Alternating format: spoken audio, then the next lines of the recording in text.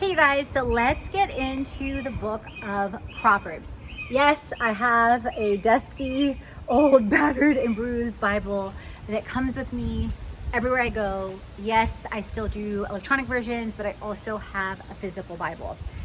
There's something to me about holding physical books. I have other journals that I have with me, other books, and I love, one of my pictures where I'm showing lots of joy blew away. I love having a physical representation. So last year during the pandemic, I came across a book called The Richest Man Who Ever Lived. And it is grounded and focused on Proverbs and Solomon's life and financial and wealth lessons. And I've read it several times and applied different things and continue to. And one of the lessons from the book, which I found very, very wise, is to read a proverb a day in alignment with the monthly day in the calendar. So since last year, I have avidly practiced that habit. Ow, I think a tree branch or something just fell on me. I've avidly practiced that habit and it has blessed me so much. So that is one thing that I hope you get from listening to this series on Proverbs, where I will be sharing different things. And today is actually October 11th, 2021, but I felt compelled to go back to October 10th from yesterday and to dive into that proverb in this particular segment. And the Proverbs of Solomon, which if you don't know, that is the son of David and Bathsheba. I was going to say David. I was combining their names together. And the Proverbs of Solomon. So a wise son, actually, let me go back to the beginning of Proverbs. So if you're just tuning in for the first time, you've never heard of the Bible, or maybe you've never read it, or you've never read Proverbs, whatever the case is, I want you to get a context. So the author is primarily, promise I can speak, King Solomon. The audience is all of Israel. Solomon wrote most of the Proverbs during his reign, about 970 to 930 BC, but the book wasn't fully compiled until around 700 BC. Written during Solomon's wiser days, and he had great wisdom, and that's what he actually prayed to God for, but at the same time, he later fell and gave into temptation later on in life, and a lot of that goes back to generational things if you know the story of David, which I did a great study last year, you guys, on David, a man after God's own heart, with Beth Moore, that I highly recommend. And or simply reading the book, reading Psalms will also bless you in infinite ways. And wisdom is at the heart of Proverbs. Most of the book, again, is written with King Solomon, or by King Solomon, who God blessed with the gift of great wisdom and everything else, especially because he didn't ask for other things, okay? Delving into subjects as varied as money, as relationships, as folly, as adultery, child rearing, contentment, choosing great companions, choosing a great community.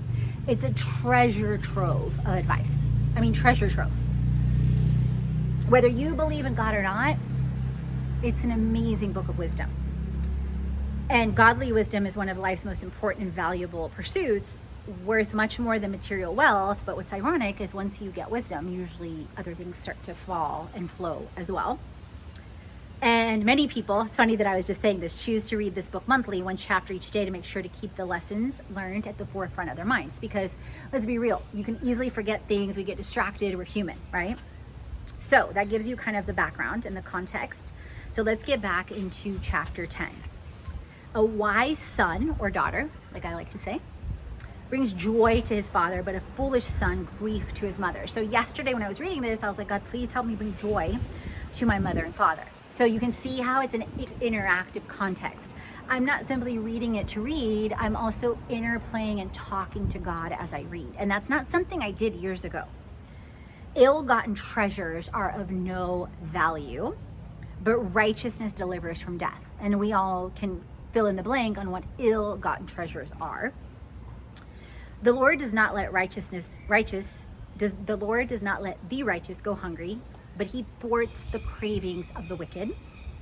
Lazy hands make a man poor, but diligent hands bring wealth. So as I've walked through so much transformation in life with fear to faith, self-hate to love, devaluing to purity, corporate to calling, bondage to freedom in every area of life, especially when it comes to wealth, there's so many nuggets here.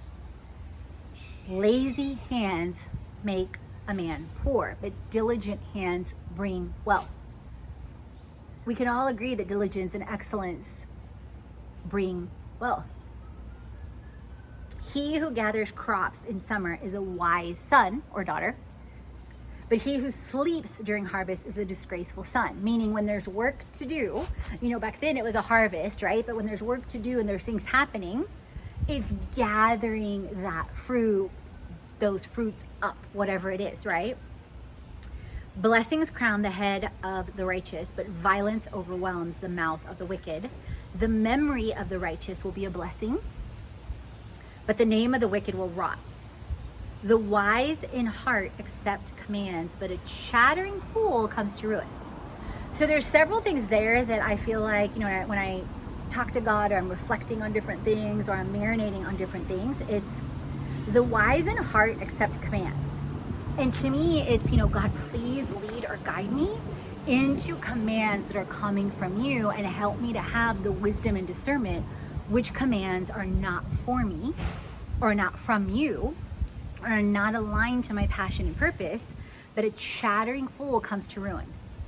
So also, even though I have so much passion and so many things to share, I challenge myself to have a lot of quiet time, and to really reflect, and to listen, and to honor, to others as well. And that wasn't always the case, or that wasn't always my purpose, or it was my purpose, but it wasn't always my intention, I guess you would say.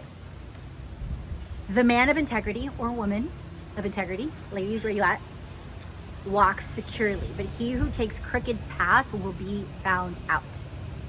He who winks maliciously causes grief, and a chattering fool, there that is again, comes to ruin. The mouth of the righteous is a fountain of life, but violence overwhelms the mouth of the wicked. And you guys, if you think about it, listen to how someone speaks. Are they speaking life? Are they speaking death? And a lot of that comes into play. Hatred stirs up dissension, but love covers all wrongs. Love covers all wrongs. Wisdom is found on the lips of the discerning, but a rod is for the back of him who lacks judgment. Anyone else get spankings when they're little? Hold on, you guys. There's a car driving, or tractor going by.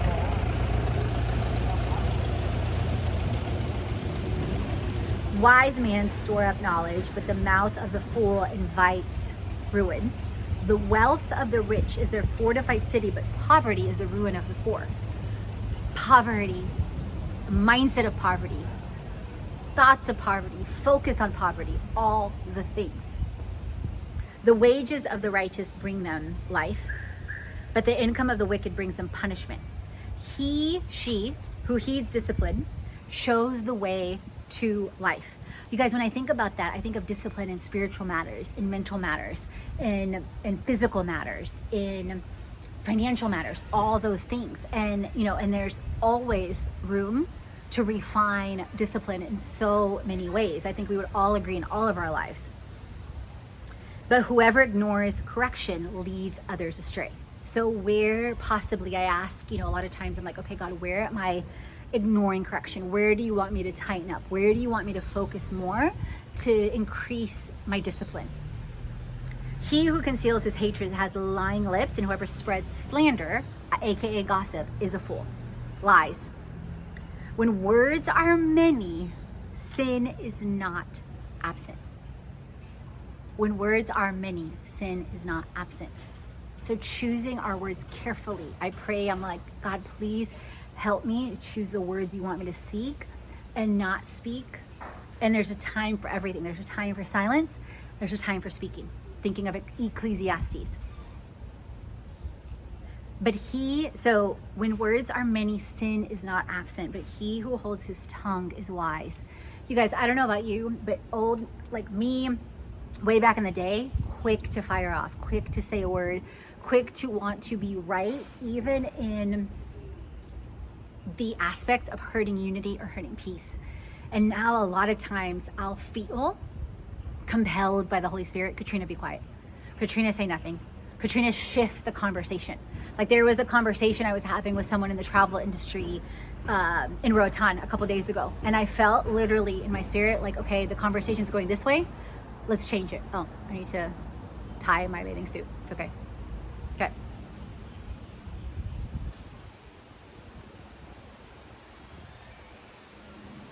The tongue of the righteous is choice silver, but the heart of the wicked is of little value. The lips of the righteous nourish many, but fools die for lack of judgment. And then this line, you guys, Proverbs 10:22. The blessings of the Lord bring wealth, and he brings no trouble to it. I have it underlined in my Bible. The blessing of the Lord brings wealth, and he brings no trouble to it.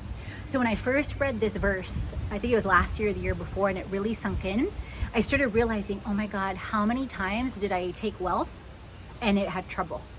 How many times did I not have discernment for accepting a project or accepting a job or accepting a client that brought trouble, or not setting certain boundaries, or not speaking certain things, or not choosing a spirit of love or grace, or maybe of release, whatever that is. The blessing of the Lord brings wealth, and he brings no trouble to it.